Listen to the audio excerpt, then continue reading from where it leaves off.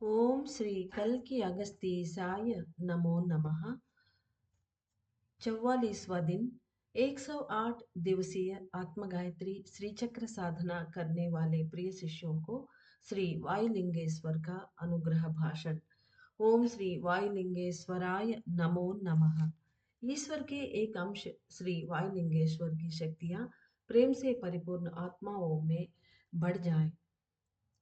पंचभूत तत्वों में वायु एक तत्व है, लेकिन उसके तत्व को अगर ठीक से परखेंगे तो कई सत्य प्रकट होंगे। वायु कई विशिष्ट प्रकार की गतिविधियों का स्रोत है।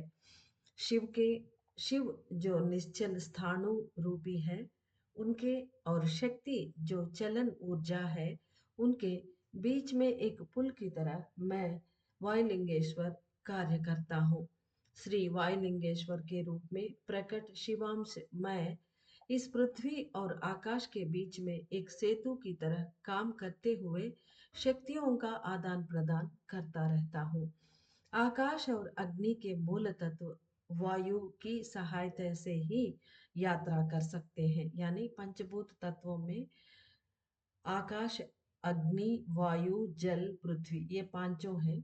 इनमें से आकाश और अग्नि के मूल तत्वों को एक जगह से दूसरे जगह जाने के लिए, यानी वो उनका चलन शक्ति के लिए सहायकारी वायु तत्व ही है, ऐसा वायुलिंगेश्वर भगवान कह रहे हैं। आकाश और अग्नि के मूल तत्व वायु की सहायता से ही यात्रा कर सकते हैं। पृथ्वी और जल के मूल तत्व वायु की सहायता से ही आकाशीय शक्तियों को प्राप्त कर सकते हैं। एक मनुष्य के आत्मा में कई पारे के कण मौजूद होते हैं। वे सभी मानव शरीर में अगर स्थापित करना है तो वायु की सहायता अति आवश्यक है। यानी हमारे शरीर जब बनती है तो हमारे अंदर ये सभी शक्तियां स्थापित करके शरीर का निर्माण करते हैं भगवान। उस सृष्टि में वायु का ही सहायता अत्यंत आवश्यकता है। केवल वायु तत्व ही शरीर और आत्मा को एकजुट करने का काम करता है।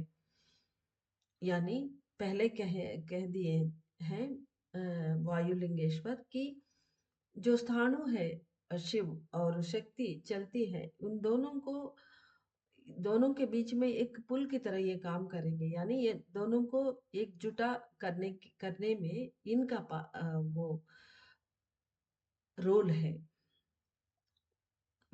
केवल वायु तत्व ही शरीर और आत्मा को एकजुट करने का काम करता है। यहाँ शरीर और आत्मा, यानी शरीर में आत्मा घुस के और हम एक व्यक्ति बन जाते हैं, वरना शरीर सिर्फ लाश रहती है। तो आत्मा जब आ जाए, प्राण जब आ जाए, तभी चल फिर सकती है।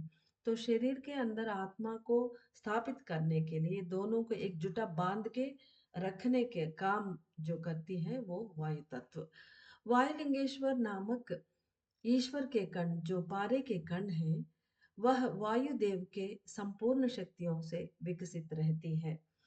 वायुदेव के आत्मा वायुलिंगेश्वर कण के पूर्ण अधीन में रहती है। यानी वायुदेव जो एक गॉड है, एक देवता है, उनको वे वायुलिंगेश्वर कण यानी शिव शिव के रूप है ये, इनके अधीन में पूरी तरह रहते हैं। हर एक मनुष्य के आत्मा में भी वायुलिंगेश्वर कण स्थित होती है। मैं अपने सारे शक्तियां उस आत्मा अणु को ही प्रदान करता हूँ। वायुलिंगेश्वर आत्मकण के बारे में जानिए। यानी वो ईश्वर जी अपने बारे में बता रहे हैं। मेरे तत्व दो भिन्न भिन्न ध्रुवों को भी स्वीकार योग्य है। वायु जो आंखों को दिखाई नहीं पड़ेगा, वो 10 प्रकार के मूल तत्वों वाला है। वायु को तो हम नहीं देख सकते, लेकिन ये 10 प्रकार के मूल तत्वों से बनी है। सूक्ष्म शक्तियों में विभाजित होने के लिए सक्षम भी है। अत्यंत सूक्ष्म और नाजुक रूप से कार्य करती है। मनुष्य शरीर वायु मूल तत्वों से ही चलती है। ये ही उनका तत्व है। श्री चक्र ध्यान साधना करने वालों को एक सत्य से अवगत करा रहा हूँ। हर मानव शरीर में प्राणों की प्रतिष्ठा करने वाले वायु मूल तत्व ही है, और श- प्राणों को शरीर छोड़ते समय सहायकारी भी मैं ही हूँ, यानी वायु है। यानी हमारे अंदर प्राणों की प्रतिष्ठा जब होती, हम एक शरीर एक टूल की तरह रहती है, एक वस्तु की तरह। जब इसके अंदर प्राण डालते हैं, प्राणों की प्रतिष्ठा हो जाती है, तभी हम मनुष्य कहलाते हैं। तो वो प्रतिष्ठा करने वाला वायु मूल तत्व ही है, ऐसा वायुलिंगेश्वर बता रहे हैं। और जब हमारे शरीर से प्राण छूट जाती है, उस समय भी प्राण छूटने के लिए वायु की आवश्यकता होती है। यानी सांसों चलते हुए ही हमारा हमारे अंदर से प्राण निकल जाएंगे, उसके बाद प्राण चले जाने के बाद वायु की आवश्यकता नहीं नहीं है। इसलिए नाक के पास हाथ रख के डॉक्टर्स देखते हैं कि सांस चल रही है कि नहीं। यानी वायु तत्व ही वहां प्राणों को छूटने के लिए सहायकारी बनती है और चली जाती है, वो निष्क्रमण करती है।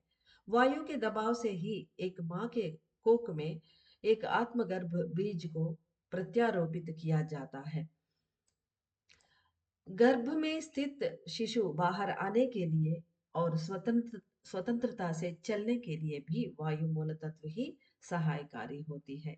यानी वायु के सहायता से ही एक शिशु के अंदर आत्मगर्भ बीज जो है, वो अणु पूर्ण अणु है। कल का दिन में हमने वो मैसेज में प्रस्तावना की गई है कि पूरा पूर्ण अणु वो है, उसके अंदर गर्भ धारण करती है। यानी एक पारे के कण गर्भ बीज रहती है, वो कण माँ के कोख में स्थापित करने के लिए भी वायु तत्व का ही सहायता चाहिए। और वो शिशु बाहर आने के लिए, माँ के कोख से बाहर निकलकर वो चल फिरने के लिए भी वायु की ही। तब डॉक्टर्स ये भी कहते हैं कि लंबी सांस ले लो, लंबी सांस ले, डिलीवरी के टाइम में कहते हैं। तब भी श्वास यानी वायु तत्व, वायु मूल तत्व का ही वहां पर मौजूदगी जरूरी है। गर्भ में स्थित शिशु बाहर आने के लिए और स्वतंत्रता से चलने के लिए भी वायु मूल तत्व ही सहायकारी होती है। इस समय मैं पिघल कर अंदर घुलने के लिए प्रयास कर रहा हूँ, और मैं आपको अपने कार्य के बारे में बताऊंगा। यानी पहले जो कही गई बातें हैं, तत्व और उनके काम, ये सभी वायुलिंगेश्वर का ये अब तक होने वाले हैं।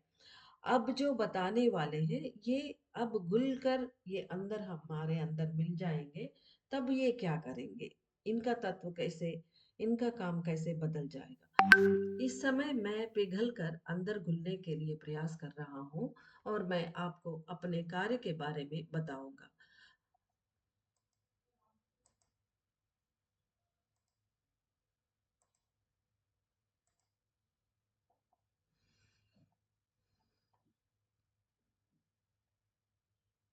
हर व्यक्ति के उपयुक्त लाइट ब्रिज का निर्माण और निर्वहन मैं ही करता हूँ। यानी हमारे आत्मा के पास लाइट ब्रिज होती है, उसके द्वारा हम परमात्मा तक पहुंचते हैं। ये सभी हम सुनते आए हैं हर रोज।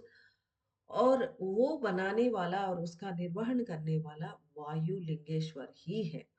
प्राण आत्मा में संघनन करने के लिए और आत्मा के कण सभी पिघल कर रक्त में मिलने के लिए भी वायु के महान मूल तत्व प्राण शक्ति ही सहायकारी बनता है। यानी प्राण शक्ति अर्थात वायु शक्ति ही है, वो इनके अंदर वायुलिंगेश्वर के अंदर रहती है। और प्राण शक्ति यानी जीवाणु की बात नहीं कर रहे यहाँ पर। ये प्राण शक्ति वो जीवाणु को जब देते हैं, यानी प्राणों को देते हैं, वो चल फिरती है।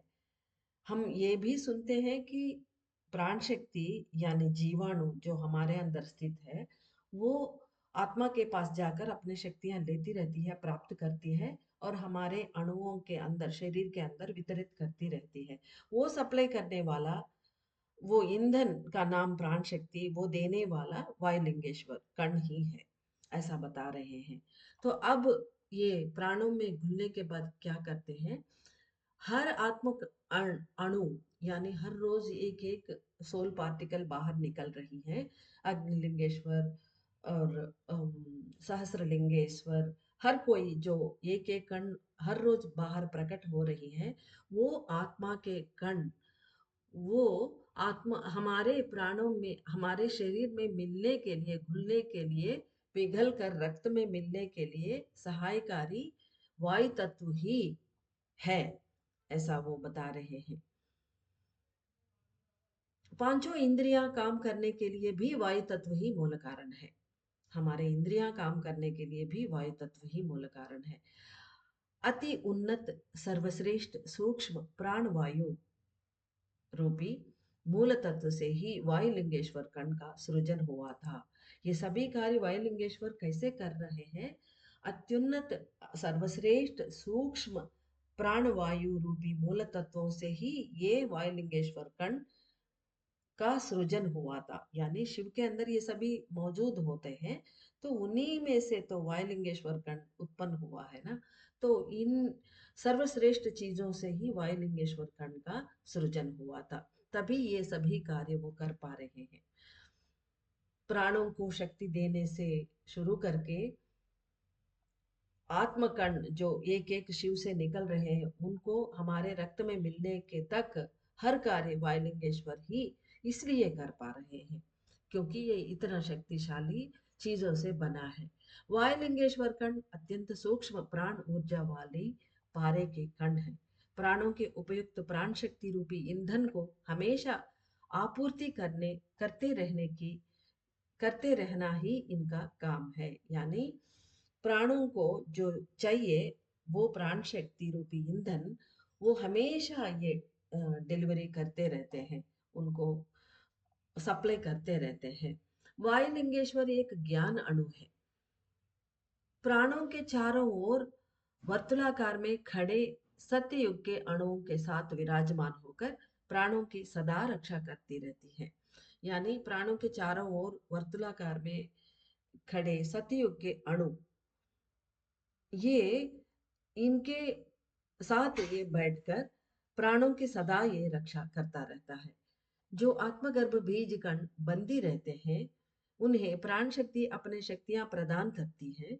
उसी तरह मैं अपने शक्तियों को प्राणों को वितरित करता रहता हूँ। यानी जिस तरह प्राण शक्ति आत्मगर्भ बीजाणु को बंदी बनाती है, उनमें से शक्ति लेकर हमारे अंदर बांटती है, उसके बाद उनके लिए शक्तियां आत्मा से लेकर वो बंदी बने हुए आत्मगर्भ बीजाणुओं में बांटती रहती है। ठीक उसी तरह जिस तरह वो आत्मगर्भ बीजाणु को देती रहती है प्राण शक्ति, उसी तरह ये वायुलिंगेश्वर अपने शक्तियों को प्राणों को वितरित करता रहता हूँ। यानी प्राण शक्ति को सप्लाई, ऊपर कही गई बात ही है, दोबारा बता रहे प्राणों को उसी तरह ये भी वितरित करता रहता हूँ, मैं करता रहता हूँ। एक शरीर जब तक जीवित है तब तक मैं प्राणों को प्राण शक्ति प्रदान करता रहता हूँ। जब तक शरीर जीवित है, अर्थात प्राण वहां उपस्थित है, उसके लिए प्राण शक्ति ये प्रदान करते रहते हैं। मेरे अणु के शून्य में के स्थित शक्तियां हम सभी जानते हैं। हर अणु के अंदर केंद्र भाग में शून्य स्थान होती है, वो शून्य महाशून्य होता है, उसके अंदर अनंत शक्तियां मौजूद होते हैं।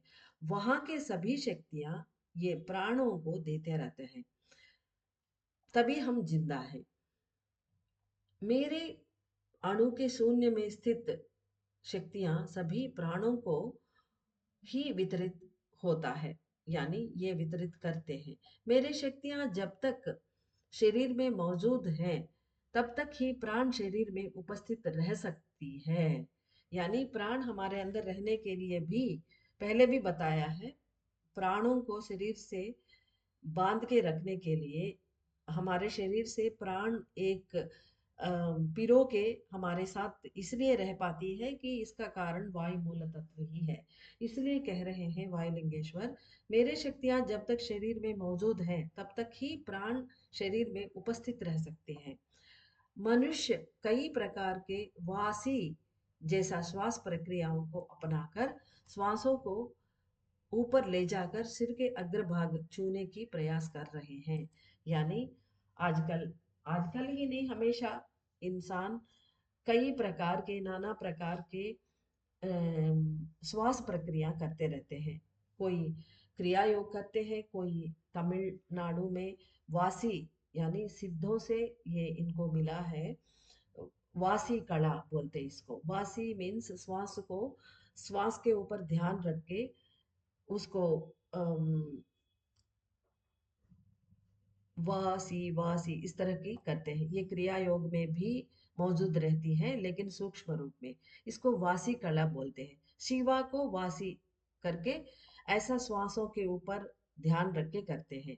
ये गुरु से सीखते हैं लोग। तो ये वासी, इसका नाम वासी इसलिए है। वासी जैसा कला यानी वासी जैसे श्वास प्रक्रिया को अपनाकर कई प्रकार के होते हैं। वासी और क्रिया योग और राजयोग, इस तरह की कई कई प्रकार के श्वास प्रक्रिया होते हैं। उनको अपनाकर श्वासों को ऊपर ले जाते हैं। यानी हम पहले फेफड़े में भरते हैं, बस जिंदा रहते हैं। उसके लिए हेल्दी रहने के लिए फेफड़ों में भरना, बाहर निकालना, ऐसे श्वास प्रक्रिया हम सहजता से भी करते हैं और प्रत्येक प्रक्रिया की तरह हम करते हैं।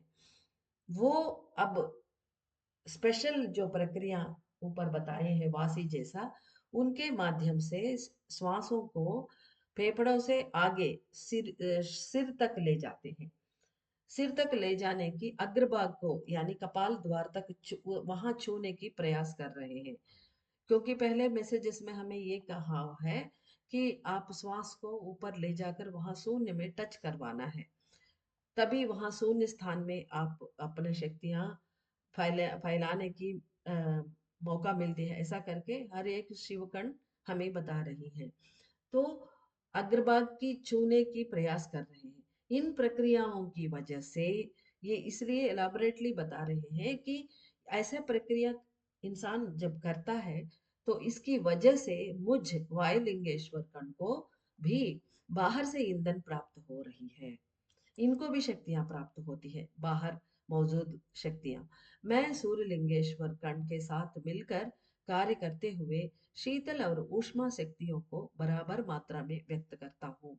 ये सूर्यलिंगेश्वर कण के साथ मिलकर काम करते हैं और ऐसा करने की वजह से सूर्यलिंगेश्वर से ऊष्मा प्राप्ति होती है और इनके अंदर जो शीतल शक्ति है, ये दोनों इक्वल रेशियो में ये बाहर प्रकट करते हैं।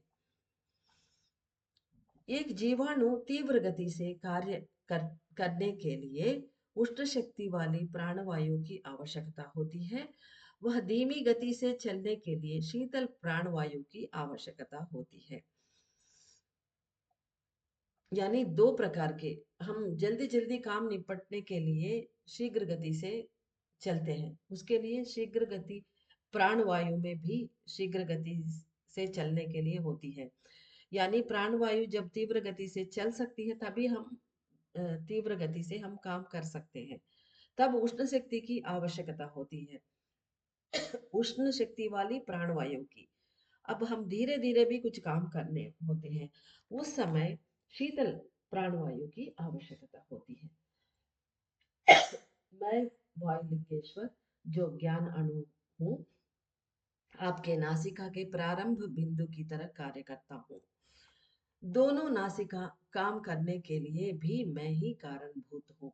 मैं चंद्र कलाओं और सूर्य कलाओं का अधिपति भी हूँ।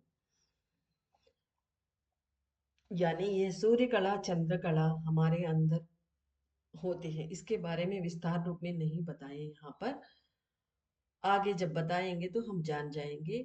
चंद्र कला 16 होते हैं और सूर्य कला 12 होते हैं। इतना जो मुझे पता है वो बता रही हूँ। ये दोनों का स्वामी यही है। प्राणवायु अग्नि और शीतल दो भिन्न भिन्न शक्तियों को धारण करती है। पिघल कर अंदर मिलने वाला मैं वायुलिंगेश्वर अब से सत्ययुगवासी के लिए, सत्ययुगवासियों के लिए मेरा कार्य भिन्न रूप में होगा।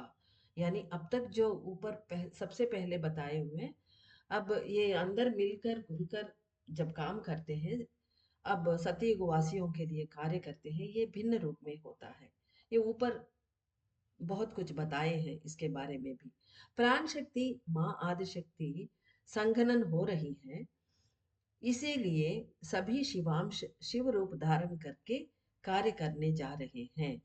ये पहले भी हमें बता चुके हैं मैसेजेस में कि प्राण शक्ति का अर्थात आदि शक्ति का संघनन हो रहा है बिंदु के अंदर, और अंदर से शिव कण बाहर प्रकट हो रहे हैं। अब ये वायुलिंगेश्वर बता रहे हैं ये सारे शिव कण माँ के सब्स्टिट्यूट बनकर शिव रूप धारण करके अब करने वाले हैं। यानी शिव का शासन शुरू होगा, प्रारंभ होगा, ये हम एक मैसेज में हम सुन चुके हैं। मैं भी एक आत्मकण हूँ, इसीलिए आत्मा को अपने कार्य के लिए ईंधन नहीं प्रदान कर रहा हूँ। क्योंकि ये भी एक आत्मकण है, इसलिए आत्मकणों को काम करने के लिए या आत्मा को काम करने के लिए ये शक्तियां प्रदान करने की जरूरत नहीं है, इसलिए वो नहीं दे रहे हैं। उसके बदले में अति सूक्ष्म गहरी प्राण तत्व ही प्रदान कर रहा हूँ। जो लोग सत्य को ग्रहण करेंगे उन्हें सभी विषय अवगत हो जाएंगे। ये बहुत गहरे चीजें हैं, हम वर्बली बता रहे हैं, आप सुन रहे हैं वर्बली, लेकिन इतना आसान नहीं ये समझ में आना। लेकिन वायुलिंगेश्वर कह रहे हैं जो लोग सत्य को ग्रहण करेंगे, we have to accept these truths, यानी हमारे अंदर शंका पैदा नहीं होना चाहिए। तभी एक्सेप्ट करेंगे, तभी धीरे धीरे ये हमारे भी समझ में आएगा। क्योंकि हर एक ज्ञान कण को ये खोल रहे हैं, ये एक एक शिव कण आ रही है और वो हमारे ज्ञान अणुओं को खोल रहे हैं। एक दिन हमें ये सभी सूक्ष्म विषय समझ में आ जाएंगे। मैं दोनों नासिकाओं के अग्रभाग के केंद्र में स्थित होकर जब कार्य करता हूँ, जैसे डमरूपा कण, आपको याद होगा तो अभी अभी वो आए हैं बाहर और हमें मैसेज भी दिया था, हमारे अंदर कार्य भी किया था। वो जैसे बोला था कि दोनों कानों के अम, बीच में केंद्र में मैं अपना वो स्पंदन सुनाकर अपने अम, डमरू के यानी नाद संगीत का या अन्य शब्दों का वो आपको सुनाऊंगा, ऐसा करके शक्तियां दे दूंगा करके उन्होंने मैसेज में बताया। ठीक उसी तरह कानों के बीचों बीच ये जैसे नाद हमें सुनाई देने के लिए शक्तियां प्रदान करते हैं, करे थे, उसी तरह ये भी नासिका, क्योंकि ये वायु है, नासिका के अग्रभाग के केंद्र में स्थित होकर जब कार्य करता हूँ तो आप आपके श्वास पूरी तरह अंदर गहराई में जाते हुए और स्थिर होते हुए अनुभव कर सकेंगे। यानी सिर्फ फेफड़ों में नहीं, अंदर गहराई में जाकर ऊपर तक पहुंचना और वहां पर स्थित होना, ये भी हम महसूस कर सकते हैं। ये बता रहे हैं वो। 11 बार श्वास जब लेते हैं, जो हम रोज लेते हैं 11 बार, हमारे साधना में, श्री चक्र साधना में 11 बार जब श्वास जब आप लेते हैं, तो आप जान पाओगे कि आपके श्वास लंबी और स्थिर हो रही है। यानी स्थिरता से, धीमी गति से और लंबी सांसें हमारा चल रहे हैं। कई लोग ये अनुभव कर चुके होंगे, तो वो बता रहे हैं कि आपका श्वास लंबी हो रही है और स्थिर भी हो रही है। आप ये भी जान पाएंगे कि अंदर लेने वाले अति सूक्ष्म प्राण तत्व कहाँ जाकर स्थिर हो रहे हैं। यानी बाहर से हम प्राण तत्वों को खींच रहे हैं श्वासों के माध्यम से, वो कहाँ जाकर स्थिर हो रहे हैं, ये भी हम महसूस कर सकते हैं।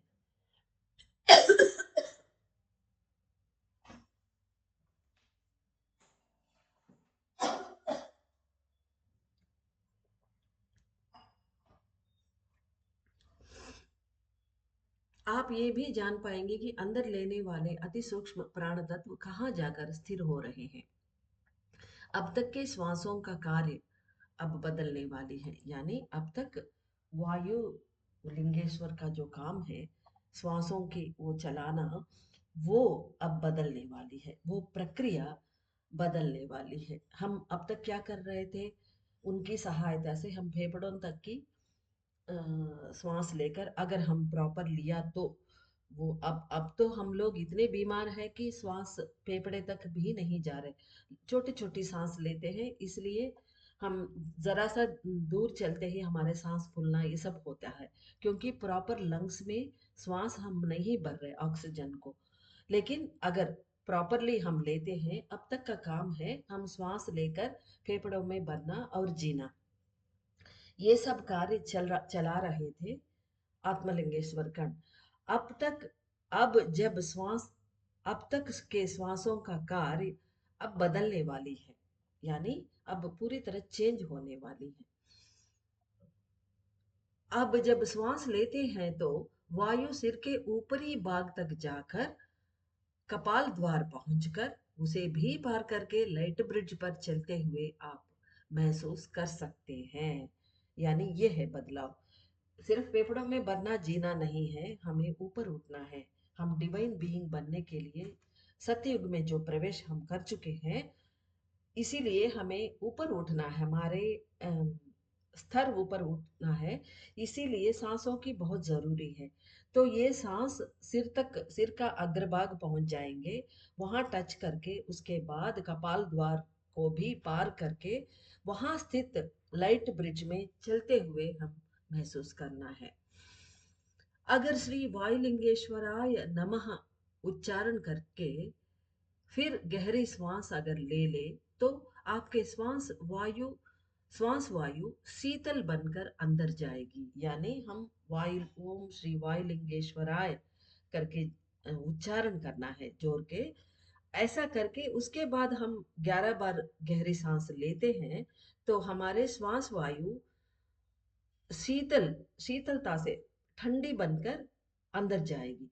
धीरे धीरे वो कपाल को छुएगी, यानी कपाल को छूने वाले वो वायु है श्वास, वो गर्म नहीं रहती है। सिर्फ हमारे कंठ से नीचे तक ही वो गर्म रहती है। उसके आगे जब श्वास ऊपर चलती है वो गर्म नहीं रहती, शीतल होती है।